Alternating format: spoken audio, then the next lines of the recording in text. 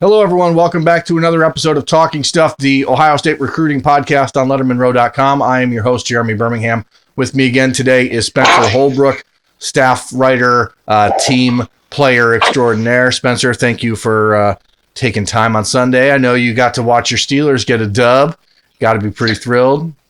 Yeah, I was tracking the Bengals win too, because with the Dolphins loss, you get to step in there and you get to see a win for the Bengals in the draft process. Yeah, I mean, obviously the Bengals continue to disappoint even when they're not playing, but this week's good. I mean, the best thing they can do from this point is not play, I think, and just keep hoping that everyone else loses. But we're not here to talk about the NFL, because if we were, Ohio sports fans would obviously be disappointed most of the time. So let's talk recruiting. This weekend, obviously, Spencer knows, Austin and myself went out to California and hung out with some recruits, including CJ Stroud and Beaux Collins, two of the recruits I think that a lot of people have a lot of focus being paid to. And we'll start with CJ Stroud because the quarterback situation continues to get more interesting every single week. Georgia offered Stroud last Friday. Michigan offered him this past Wednesday or Thursday. What day was it? Wednesday? I think Wednesday. They offered him because their commitment, longtime commitment, J.D. Johnson, has a medical issue that apparently is causing him to retire from football. And now Michigan's in dire need of a quarterback, just like a lot of other programs, and went immediately after Stroud. You, in our conversation, said that you thought Stroud to Michigan made a lot of sense. Why do you think that? Well, I think that, they don't have a quarterback. Joe Milton is on the roster. The McCaffrey kid is on the roster, but those guys haven't been able to push Shea Patterson. And as bad as Shea Patterson has looked this year at times, you still haven't seen any progress or any changes being made. So if those guys aren't able to elevate themselves to take the job, then I don't know that they're good enough to be a full-time starter on a Michigan team that wants to have playoff aspirations. So CJ Stroud just makes sense for Michigan to at least go after or recruit. I don't know if it makes a lot of sense for him to join that roster just because they haven't shown they can develop quarterbacks under Harbaugh, which is not something I thought I would say 5 years ago. Yeah. But they haven't been able to. And so for Stroud, it might make sense because you can get on the field quicker, but it also might not make sense because you're not going to get developed the way you might in Ohio State under Ryan Day. Yeah, I thought that McCaffrey actually looked pretty good when he got a chance to play earlier this year before he got hurt. And so he's got 2 years left after this season. And then you look at Ohio State, you look at Georgia, you look at Oregon, these other schools that he's looking at. Justin Herbert is obviously going to be a top 10 pick in the NFL draft coming up. Jake Fromm, I think it's one of the things I think is most interesting with Georgia getting an official visit from Stroud next week is what happens with Fromm, because obviously coming into this season, a lot of people thought he was a 3-and-done guy. And I don't know that he is anymore. If you watch his film and you see what he's done with Georgia, he doesn't look like an NFL day one pick to me at this point. Maybe he'll go out and dominate in combines type activities. But, Stroud, obviously, he goes there. There's Carson Beck coming in with Georgia. Oregon has a commitment whose name is escaping me at the moment. Ohio State obviously has Jack Miller. All these other programs he's looking at have a commitment already, but they all have a kind of ready-made quarterback spot available after either this season or next. I'm sure Oregon has a backup quarterback capable of playing. I don't know who it is, but I'm sure they do. But talking to Stroud last Thursday when we were in California, it just seemed like a player that really felt like Ohio State was a great fit for him. He told me that he's the right quarterback for the Ohio State offense. Like, he said that unprompted when we were having regular conversation. And I don't think he says that unless he thinks that like that's the right fit. And if you watch, and I watched his game on Friday night on TV in California, the offense they run, he looks like Dwayne Haskins running the offense. And I think it's a really good comparison. He doesn't have the arm strength Dwayne did, but obviously not many people do. But as a senior in high school, he looks a lot like Dwayne on the field, right down to the number 7. That's pretty interesting to me because you saw Dwayne in high school. You've been doing this long enough to know you've seen some of the best quarterbacks. So to hear that from you is kind of impressive. Yeah, the physical demeanor, like just the way he walked, the way he carried himself, everything. It was actually funny because Austin and I were talking. We were watching them do their walkthrough practice, and I said, "Boy, he looks a lot like Dwayne out there." And Austin, of course, said, "No, he doesn't look like Dwayne." And then when we were talking in his interview on the Bermanology episode, he brought up how the coaches thought that he reminded them of Dwayne. And I said, aha, I got the dub. Got that dub. You're always looking for a way to one-up Austin. I think that everyone sort of assumes that it's C.J. Stroud or bust at this point for Ohio State in 2020 as the other quarterback. But the Buckeyes also went out to Hawaii on Friday, Mike Yursich did, and watched Jaden DeLora, the Washington State commit, who I wrote about a month ago. So there's still some evaluation being done on other quarterbacks. So at least the Buckeyes are not putting their eggs all in one basket. It will be interesting to me if they start to get a sense that maybe things are moving in a different direction with Stroud. If you see an offer go out to DeLora anytime in the near future, that's probably a good indicator of what's going on there. Yeah, you'll get it'll be a good litmus test of where the Buckeyes are with their recruiting, because if you feel like there's any wavering with Stroud, you're going to have to find somebody. And whether that's in the transfer portal, but the transfer portal looks like it might be a little shaky this year for quarterbacks. So you're going to have to get somebody in that 2020 class. And like you said, you've written about DeLora enough to where that could be an option, especially if Mike Yursich isn't going to Hawaii on an off week in the middle of the season to see somebody he's not interested in. Yeah, you're not taking that trip to spend 24 hours there. DeLora plays at St. Louis High School in Honolulu, which is where Tua's from. Marcus Mariota's from, Timmy Chang. I mean, obviously, it's a high school that's produced a lot of great quarterbacks. So it's interesting to pay attention to that. He is committed to Washington State, but we'll figure that out as things go. I don't believe Ohio State is necessarily spooked by a kid being committed to the Cougars at this point. So again, it's interesting just that they sent him out there. So let's move away from the quarterbacks, and we'll stick to another player that we saw out in California, but circling around to him. I thought it was interesting to note that Beaux Collins, who there's an episode of Bermanology coming on Beaux Collins on Monday morning on Lettermen Row. In our interview, he said that the commitment of Marvin Harrison, which happened last Thursday, and we hinted about that when Spencer and I were talking to you last Wednesday night on Talking Stuff. But he said, and I'm glad he did it because everyone assumes that these kids don't pay attention, but he said, yeah, it does kind of impact him that Marvin Harrison committed to Ohio State, and it does change a little bit about what Beaux Collins has to be thinking right now. Wow. I had not heard that because I didn't make the trip with you. That's news to me. I'm glad you said that, but that's very interesting. I know Ohio State was high on both of them. They've been recruiting Harrison, as kind of a little package deal with Kyle McCord because they just happen to go to the same high school. But you're not going to ignore a talent like Beaux Collins, and I think going after Beaux Collins is the right thing to do, and they're going to continue to do that. I just think they might have to switch the message now to Beaux Collins because you can't just bring two of the same type of receivers into a room in the same class and say, hey, you're both going to be Ben Victor because there's only room for like one of those kind of guys on the field. And you kind of see that now. The thing, of course, is that Jaden Ballard is already committed, and he is also in that mold. So now this is a matter where Brian Hartline is going to really prove if he's as great of a recruiter as we've come to think he is, because the decision here for Beaux Collins is going to come down simply to, do I trust that Brian Hartline is the guy to develop me more than anyone else? And you look at playing time and all the other factors, and obviously, let me just preface this. Beaux Collins is really different. Like, he is a special player and a kid that, if you look at him, it is unbelievable that this is a kid who's a sophomore in high school, or junior in high school. I'm sorry. He is 6'5" or 6'4", 185, 90 pounds, ripped, and he just looks like a college receiver already. And you can tell from talking to him, from watching him play, from seeing the way he prepares, you can understand why, even with Ballard and Harrison committed, Brian Hartline is still going to make him a priority. And I think coming into this 2021 recruiting cycle, the Buckeyes, I think we're thinking about 3 or 4 receivers, but now maybe have to try to push for 4 or 5 because they absolutely want Beaux Collins, they absolutely want Troy Stellato, and they absolutely want Emeka Ibuka. And so we'll find out how good of a recruiter Hartline really is, because he's going to have his work cut out for him trying to convince a kid like Beaux Collins to come to Ohio State with those other guys in front of him, and knowing that G. Scott and Jackson Smith and Jigba and Julian Fleming, who are all also those big outside wide receivers, are all going to be there a year ahead of him. it certainly puts the Buckeyes in an interesting spot. You guys can hear more about the episode or the interview with Beaux Collins on Monday morning on Lettermen Row, as I said. But for us being in California, I think the thing that struck us was just how great these kids were.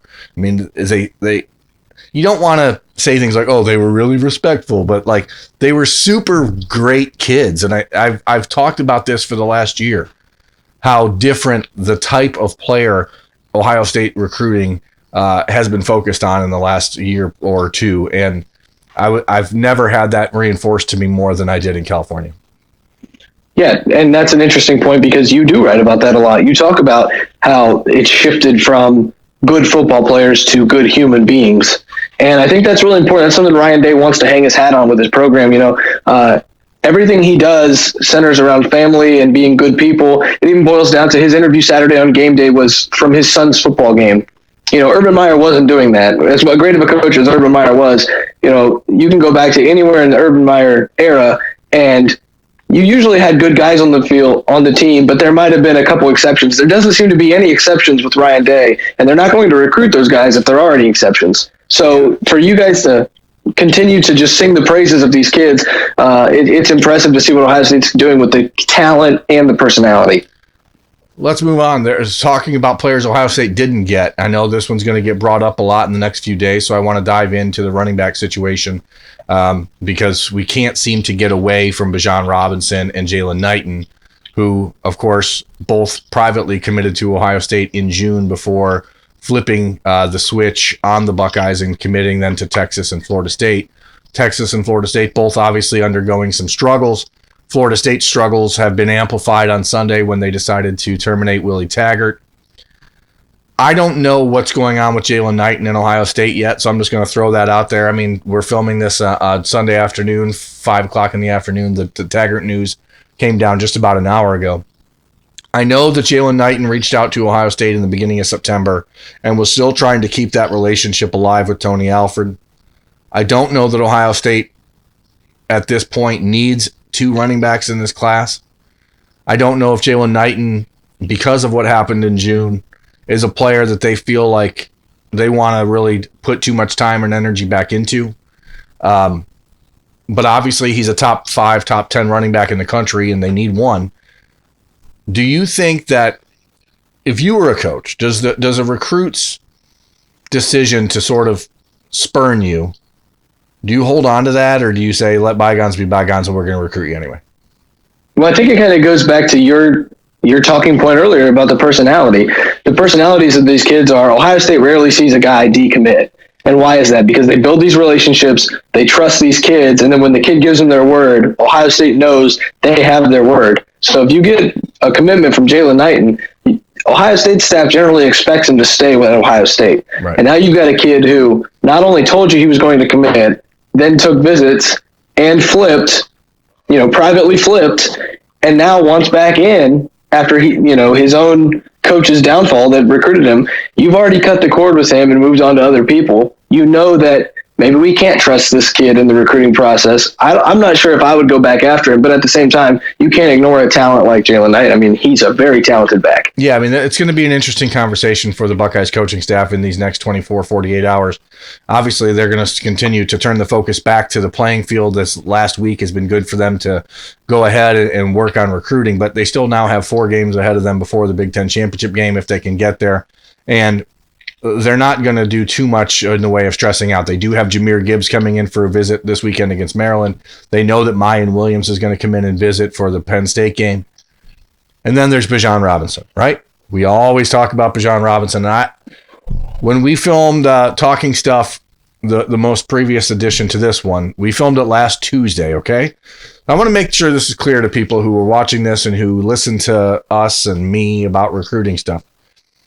Last Saturday, this was after the Ohio State-Wisconsin game, I was told that Bijan Robinson and his family had not reached out to Ohio State. Okay, so that's what, on Tuesday, when Spencer and I were sitting down in the Lettermen Row home office and doing the Tuesday edition of the Wednesday edition of Talking Stuff, when I said that there was nothing going on between Ohio State and Bijan Robinson, I was operating under that assumption based on the response that I was given, which is no, they had not reached out to Ohio State. that doesn't mean Ohio State hadn't reached out to him, and it doesn't mean there hadn't been some conversation. But in recruiting, if a player isn't the one driving the conversation, especially a player who's committed somewhere else, typically that's a pretty good sign that the player is not really considering a flip to your school. Now, in saying that, I did say that Bijan Robinson had been reaching out to USC. Obviously, USC, like Florida State, like Texas, is in some sort of flux right now. Ohio State isn't in flux, right? I mean, they're as good as anybody in the country. The running game is as good as anyone in the country. It's as good as it's been. Ryan Day, and we talked about it in the Wednesday episode of Talking Stuff, basically laid out a presentation why these kids need to consider Ohio State as far as running backs go. I'm not saying that there's no chance Bijan Robinson ends up at Ohio State. I'm saying it's a very slim chance, because I still don't think that the biggest hurdle, which was distance from home, can be overcome or eliminated just because these other programs are in a down year, especially if USC ends up firing Clay Helton, which everyone expects them to do. They're going to go out and make a splash hire as a running backs coach, as a head coach, as in a whole staff shift. And I think it's funny because a lot of times when you fire a coaching staff, there's this influx of energy in the recruiting game that comes with the new staff. So I think that for USC and the hopes of landing Bijan Robinson, that may actually help them. What do you think? Yeah, I don't think Ohio State is really in the cards, because we talked about it on Tuesday. Ohio State is not moving any closer to Tucson, Arizona than it already is. They are immovable objects, and you cannot make them any closer. USC is closer than Texas is to Tucson, Arizona. I think that's where Bijan Robinson's from, Tucson. You can't just move a college campus, and for Ohio State to overcome the distance thing, they couldn't do it one time. How are they going to do it a second time? It doesn't matter what the pitch they make to him. It doesn't matter what Ryan Day says at that podium. And I think you're correct. USC is going to hire somebody. They're going to make a splash, whether that be a James Franklin or an Urban Meyer. I know Ohio State fans probably gasp when I say that, but whoever they hire is going to go after these guys from Southern California, and it might not just be Bijan Robinson. They might go after some of the other guys committed to Ohio State. You don't know. So I think that is an interesting point to watch. I think as these kids from Arizona and Southern California see a new coach at USC, because we're just going to operate under that assumption, Ohio State's going to have to re-up what they're doing out there to make sure that those guys are locked down. And they're going to have to make a huge push for Bijan Robinson if they want him, and I don't think they can make up for it. Yeah, I agree. And the thing is, I want to be clear here. When we're talking distance from home, we're not talking miles, okay? We're talking accessibility. And from a place like Tucson, where there's no direct flight from Tucson to Columbus, that means multiple flights on any given day for Bijan Robinson's parents or grandparents to come to see him in Columbus. That means you got to leave out of Tucson, stop in Denver, stop in Chicago. And there's sure, you could drive the 2 hours to Phoenix and then fly from there. To me, that's not a big deal, but we're not the ones in charge of this, and we're not the ones who are making these decisions for the families. But to back this up, I want to just see and say it clearly. Is there an opportunity for Ohio State to still land Bijan Robinson? Yes, there is, but it is not a very good chance. So don't count out Ryan Day, because I know he's involved. He's still recruiting Bijan Robinson. Tony Alford is still talking to him. They're still reaching out to him. But unless you see another visit coming to Ohio State, he's only been on campus at Ohio State for basically 2 days. I just don't know that there's enough of a foundation there to make the Buckeyes the likely destination if he were to leave the Texas recruiting class. So that's where I'm at with that. Yeah, I think that you're making some pretty good points. I don't think there's anything to argue with that. If Ohio State wants Bijan Robinson, they're going to go after him. But again, you cannot move Columbus any closer to Tucson. And USC is going to have, like you said, a sudden jolt of energy in recruiting. Texas is going to re-up what they're doing. They're going to tell Bijan Robinson, we don't have a good running back right now. You can be our guy. I just think it just makes too much sense for this to be a Tom Herman versus insert USC coach here than it is to be a Ryan Day versus Tom Herman versus USC. Right. And I think Ohio State hasn't publicly decommitted from Texas and doesn't seem to be doing so. So, we're 6.5 weeks away from signing day, And that's a lot of dominoes that need to fall between now and then for him to end up at Ohio State. So we'll wrap up today's episode of Talking Stuff on that note. I appreciate you guys watching. Please rate, review, like, subscribe, hit the little bell in the corner. Make sure that you tell your family, friends. Anything else, Spencer, from you? Not really. I don't think so. I just think it wouldn't be worth it for Ryan Day to use so much energy going after a 5-star running back that's already told him yes, then no once. Then to, you can go get a 4-star back that you like, if it's a Mayan Williams or Jameer Gibbs, and be okay with that rather than spending all that energy and still probably not even getting Bijan Robinson. So that's my piece. I'm with you. For Talking Stuff, for LettermenRow.com, I am Jeremy Birmingham. That with us today is Spencer Holbrook. Thanks for watching, folks. We'll talk to you next time. Thanks for watching. Subscribe below to get the latest videos from Lettermen Row. We got Letterman Live, we've got the practice report, we got rapid reaction. Hey, and we got Buckeye IQ with Zach Bourne. For sure. We got recruiting breakdowns with Berm. We got whatever you need. Ohio State football and Ohio